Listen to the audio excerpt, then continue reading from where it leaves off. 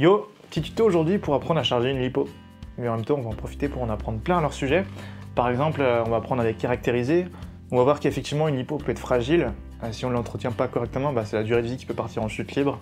Ou bien que voilà, une lipo peut être un peu dangereuse si on la manipule pas correctement. Et en même temps, on va en profiter pour voir des astuces sur le choix du chargeur. Ou par exemple, pourquoi le 6S est mieux que le 4S. C'est parti. Une lipo, c'est avant tout composé de plusieurs cellules. Par exemple, ici on en a 4, ce sera indiqué par le 4S juste ici. Et une cellule, c'est quoi? Et bien en fait, c'est simplement une batterie en tant que telle. Une batterie qui a une tension de charge de 4,2 volts quand elle est chargée et 3,5 quand elle est déchargée. Ok? Retenez bien ça, c'est important, c'est 4,2 chargé, 3,5 environ déchargé. On s'intéressera aux cellules parce que c'est à cette échelle que se passent plein de choses. Par exemple, lorsqu'on va charger les lipos, en fait on va charger l'ensemble des cellules à 4,2 volts. Ça permettra aussi de mesurer l'état de santé de l'hélipo. Si on a une cellule qui est en PLS, c'est la batterie qui est potentiellement prête à être jetée. Et c'est justement à ça que sert cette prise d'équilibrage. Elle sera connectée aux bornes de chacune des cellules. Elle permettra donc de mesurer leur tension, de mesurer leur état de santé et de les charger. Prenez votre chargeur et voyez qu'ici on a deux prises. Une première qui permettra d'accueillir la prise d'équilibrage, donc là pas de souci, il n'y a pas de problème de connexion, mettez-la n'importe où. De toute façon au pire il y a des détrompeurs. Donc l'idée c'est de la mettre le plus à gauche. Et là vous voyez qu'on a les tensions qui apparaissent. Vous aurez remarqué que les tensions des cellules sont à peu près toutes les mêmes. Et ça c'est vraiment important. Ce sera un des premiers rôles du chargeur quand il va charger à la lipo.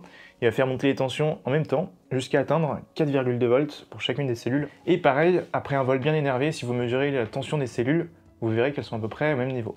D'ailleurs, je disais que c'était important parce qu'en fait, c'est un indicateur de santé pour votre batterie. Si on a une cellule qui a une tension qui s'écarte de celle des autres, c'est peut-être pour vous dire que la cellule elle-même est vieille ou abîmée et que du coup, soit vous la remplacez pour garder la batterie, soit vous jetez la batterie. Mini interruption pour vous rappeler qu'une batterie ne se jette pas n'importe comment, il y a quand même une méthode de recyclage.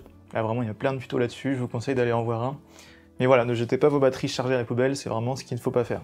Et comment repérer une cellule abîmée ou vieille? En fait, c'est une cellule qui mettra beaucoup de temps à se charger. Vous verrez peut-être que le chargeur a vraiment du mal à la charger, alors que les autres montent tranquillement à 4,2 volts.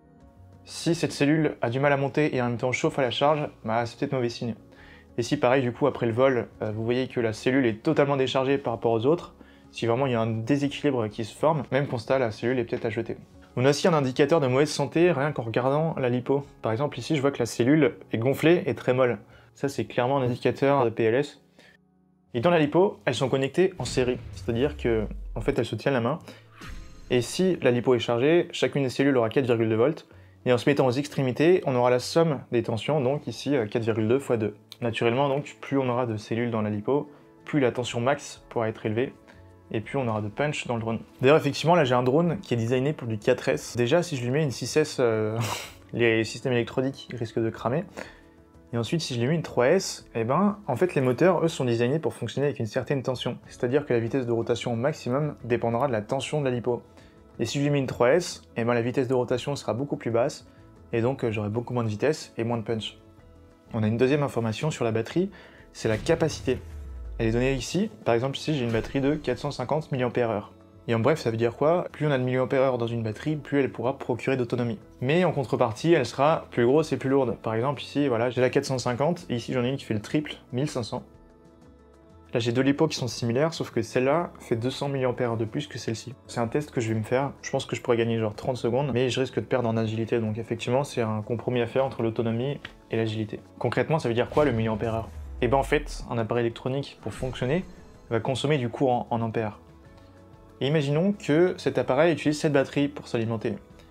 Et s'il consomme 450 mAh, il va vider cette batterie en 1 heure, tout simplement. Parce qu'elle fait 450 mAh. Il va vider la batterie à 1C. Pour voir si vous avez bien compris, là j'ai une batterie à 1100 mAh. Si mon appareil consomme 1100 mAh ou 1 ampère 1, et il va le vider en 1 heure. Il la vide à 1C. Jusqu'à atteindre la vitesse de décharge maximum, le 100C. Ça fait à peu près 100 ampères sur cette batterie, c'est genre juste énorme. D'ailleurs, effectivement, c'est pas pour rien qu'on choisit les batteries LiPo. C'est lithium polymère, et en gros c'est une chimie de batterie qui propose des vitesses de décharge complètement astronomiques. Et à l'inverse, la charge, c'est exactement le même principe. Plutôt que de lui tirer du courant, en fait on va lui envoyer du courant. Et cette lipo par exemple, on pourra la charger à 1C, ça veut dire qu'on lui enverra 1 ampère 1, et elle se chargera en 1 heure. On pourra la charger à 2C, pour la charger 2 fois plus rapidement. Mais attention, je vous arrête là parce que le 100C n'indique que la vitesse de décharge, on est d'accord? Clairement, ce que je vous conseille, c'est de tout le temps charger vos batteries à 1C. À la rigueur, si vous êtes pressé en course par exemple, vous pouvez utiliser du 2C, mais vraiment, je vous conseille pas plus, parce que charger une batterie plus rapidement, ça va réduire sa durée de vie, et en même temps, ce sera beaucoup plus dangereux. Parce qu'elle va chauffer, elle va accumuler plus de courant. Là, c'est indiqué ne jamais charger au-dessus de 5C. Donc comme quoi, faites vraiment attention à la vitesse de charge, et laissez toujours 1C. Une particularité intéressante de la lipo, c'est que sa vitesse de décharge n'est pas linéaire. Effectivement, elle est un peu genre exponentielle, c'est-à-dire que plus on va la consommer, plus sa tension va chuter. Et là, on le voit sur cette courbe, la tension raisonnable à ne pas dépasser, c'est 3,5 volts, et on a même un point de rupture qui est autour de 3 volts. Et là, vraiment, c'est la destruction de la cellule, vous allez défoncer sa durée de vie, vous ne pourrez même plus peut-être la charger. C'est pour ça, par sécurité, arrêtez-vous vraiment à 3,5 volts. Et pour contrôler ça, on pourra afficher la tension moyenne des cellules dans l'OSD de Betaflight. Magique, non? Bah finalement, là, on a toutes les clés pour bien charger une lipo. On connaît le nombre de cellules, on sait qu'on doit la charger à 1C, donc effectivement il y a une vitesse de charge à respecter. Mais je préfère vous indiquer autre chose, c'est que effectivement une lipo n'est pas forcément dangereuse, sauf à deux moments, c'est à sa charge et à sa décharge. A priori, si on respecte les bons paramètres à la charge, il n'y a pas de souci, hein. Mais bon, quand même par précaution, soyez toujours à côté lorsque vous chargez une batterie. Chargez-la dans des endroits safe, par exemple sur du carrelage, et surtout ne chargez jamais une batterie abîmée. Donc quand je dis abîmée, c'est par exemple, elle est déformée, une cellule est percée, elles sont un peu le sucre, elles sont la chimie, qui est gonflée, qui est très molle, ou qui a du mal à se charger, qui se charge très rapidement. Bref, tout ça, moi je vous conseille d'éviter. Si vraiment vous avez une cellule qui est en PLS, jetez votre batterie ou bien remplacez la cellule, quoi. Mais ne cherchez pas à la charger parce que c'est là qu'on peut vraiment avoir un danger. Et la suite, c'est une XT60. Et là, on voit que j'ai une XT30, donc pas de souci là-dessus aussi. On a des adaptateurs XT30 femelle vers XT60 mâle. Et on peut venir connecter. Et alors pour la charge, on va se rendre dans les menus et on va ici trouver un mode de fonctionnement. Donc vous voyez qu'on a charge, on a d'autres trucs, mettez charge. Et éventuellement si vous avez équilibrage, prenez équilibrage, c'est important. Lipo, voilà, mettez lipo. Hein. Après qu'on a lipo HV, en fait ça c'est simplement un type de lipo qui peut monter les cellules à 4,35 volts. Mais nous c'est pas le cas. Donc on met classique et on voit que ça prend 4,2.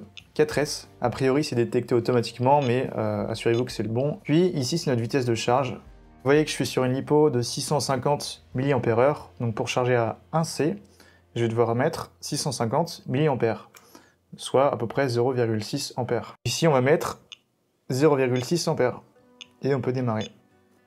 Donc là vous voyez on a plusieurs informations. Ici on a le courant que le chargeur est en train de mettre dans la batterie. Donc c'est celui qu'on a sélectionné, et vous verrez que cette donnée va baisser au fur et à mesure qu'on atteint les 4,2 volts par cellule. Là, c'est le nombre de milliampères-heure qu'on a mis dans la batterie, et ici on a du coup la tension des cellules qui monte jusqu'à atteindre les 4,2. Et donc dans une heure à peu près, quand la charge est terminée, le chargeur va biper, et vous pourrez débrancher votre batterie. Après on peut vraiment interrompre à n'importe quel moment. Il y a un truc que j'adore sur ce chargeur, c'est que regardez, si on change de menu, on a accès à la résistance interne des cellules, qui est donnée en milliohms. En bref, c'est un chiffre qui va augmenter à force qu'on utilise notre lipo. C'est genre un indicateur de ouf pour mesurer l'état de santé de votre batterie. Effectivement, si genre la résistance interne est 30 milliohms de plus qu'à l'origine, par exemple ici la première charge était environ à 15-20 milliohms, si aujourd'hui je suis à 50 milliohms, ça va peut-être dire que la lipo est vraiment très vieille, quoi. Et aussi, si une cellule se détache des autres, par exemple si je suis à 100 milliohms sur une cellule, clairement c'est mauvais signe. Soit elle est abîmée, soit elle est vraiment en PLS, soit je suis par exemple allé en dessous du seuil des 3 volts. Je vais vous montrer un truc qui ne va pas vous laisser indifférent. Bon, comme vous pouvez le voir, il n'y a vraiment aucun moyen pour que j'ai pu accéder à la batterie. Le carton est scellé. Vas-y, rapproche-toi. Et je parie effectivement que la tension des cellules sera à 3,80. Yes! Et ça, c'est parce qu'elle est en mode stockage. Notion super importante pour votre lipo, c'est le mode stockage. Mettre une lipo en mode stockage, c'est en gros mettre l'ensemble des cellules à 3,8 volts. Et donc on mettra la lipo dans ce mode-là lorsque par exemple on n'utilisera pas pendant plusieurs jours. Par exemple, voilà, si vous ne l'utilisez pas pendant une semaine, mettez-la en mode stockage. Et même que sachez qu'une batterie est beaucoup plus dangereuse lorsqu'elle est chargée. Donc effectivement, c'est un autre argument pour la mettre en stockage. Lorsque la batterie dort à côté de vous, idem quand vous voyagez, mettez-les en stockage. D'ailleurs, à ce sujet, il y a un truc qui se fait bien, c'est ranger ses lipos dans une caisse de munitions. Attention toutefois à bien sectionner le joint, sinon ça devient une bombe. On a même des caissons dédiés à la charge, pour limiter vraiment au maximum le risque. Et deuxième chose, laisser une batterie chargée trop longtemps, ça va réduire sa durée de vie. Et effectivement, pour atteindre le mode stockage, du coup, on peut utiliser le chargeur avec le menu Storage, ou bien, après une session, simplement, vider vos batteries genre à 3,7 volts par cellule. Vous verrez que après 5 minutes de repos, elles vont remonter à 3,8. Et je pense que même après avoir fait ça, ça vaut le coup de la repasser au chargeur pour affiner le mode stockage. parce qu'effectivement, si on n'est pas pile à 3,80, que ce soit en dessous ou au-dessus, elle va se décharger et s'user d'elle-même. Il y a un autre réflexe intéressant à prendre, c'est lorsque votre batterie est en mode stockage pendant plus de 6 mois, repassez-la à nouveau en mode stockage tous les 6 mois pour vous assurer qu'elle soit bien à 3,80 par cellule. Place aux astuces. Bon, en vrai, ça va plus être des conseils. Et le premier que je peux vous donner, c'est que après un vol, laissez votre batterie se reposer genre 5 à 10 minutes, le temps qu'elle refroidisse un peu et qu'elle se rééquilibre, afin de la remettre à charger. Deuxième astuce, c'est pour récupérer une cellule qui n'apparaît plus sur le chargeur. Ça pour arriver, par exemple, si on décharge la cellule en dessous des 3 volts, et que du coup elle atteint les 0 volts, et elle n'apparaît plus sur le chargeur. Ça m'est aussi arrivé 2 fois de laisser la batterie branchée sur le chargeur après qu'elle soit chargée. Ça aussi, c'est quelque chose à éviter de faire, parce qu'effectivement, ça va consommer la batterie. Et donc l'astuce pour récupérer ces cellules, c'est de charger la LiPo en mode NiMH sur un premier chargeur. Ne mettez pas la prise d'équilibrage, branchez-la sur un autre chargeur. Et sur le chargeur qui utilise l'XT60, on va mettre ça en mode NiMH, avec un courant de 0,4 pour cette batterie. Et on démarre. Et maintenant sur la deuxième, on peut surveiller, voir si éventuellement elle réapparaît. Ah voilà, elle repop. Attendez qu'elle atteigne au moins les 2 volts. Faut quand même surveiller si ça chauffe pas trop. Quittez la charge, remettez le chargeur en mode LiPo et faites une charge classique. Mais bon, après n'attendez pas trop quand même. Si vous voyez vraiment que ça monte pas, n'essayez pas plus, quoi. Sinon ça risque d'exploser.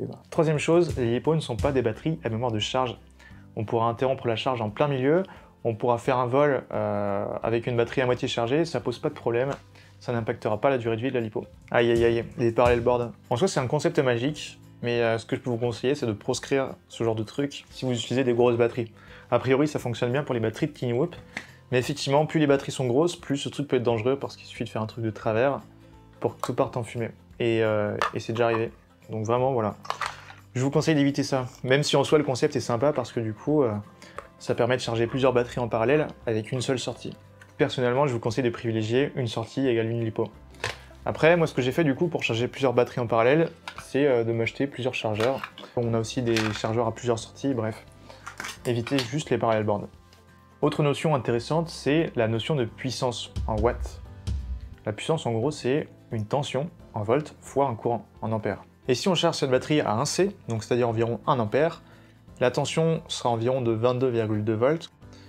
Donc, la puissance en watts sera de 22 fois 1, soit 22 watts. Où est-ce que je vais en venir? Eh bien en fait, sur notre chargeur, on a une alimentation. Bon, elle peut être interne, donc par exemple, ce chargeur-là, je peux le brancher directement sur le secteur. Ceux-là n'ont pas d'alimentation interne, donc j'ai dû ajouter une petite alimentation externe, par exemple un chargeur de PC. Et on a justement une information qui permet de caractériser une alimentation, c'est la puissance qu'elle peut donner. Par exemple, ici, je vois qu'il y a marqué 50 watts, donc elle peut donner 50 watts. Et comme on l'a vu, charger cette LiPo à 1C, ça nécessite 22 watts. Donc a priori, ce chargeur-là pourra charger cette LiPo. Sur cette alimentation, on me dit 19 volts et 6 ampères en sortie, donc c'est à peu près 110 watts. Et charger mes 4 batteries à 1C, ça voudrait dire que j'aurai besoin de 22 x 4, soit à peu près 100 watts. Et cette alimentation est top pour charger ces 4 batteries en parallèle. Mais maintenant, imaginons que j'ai 6 chargeurs ici, et que je veuille du coup charger 6 batteries à 1C. Ça me demanderait genre beaucoup plus de watts, genre environ 140 watts. Cette alimentation est trop petite, et du coup c'est pas grave.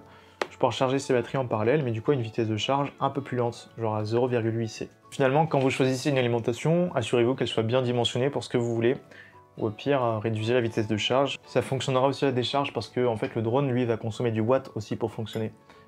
Par exemple, si on veut faire une accélération de ouf, et que, je sais pas, il consomme 1000 watts sur le moment, en utilisant une batterie 6S pour avoir 1000 watts, du coup, c'est 22,2 volts fois 50 ampères.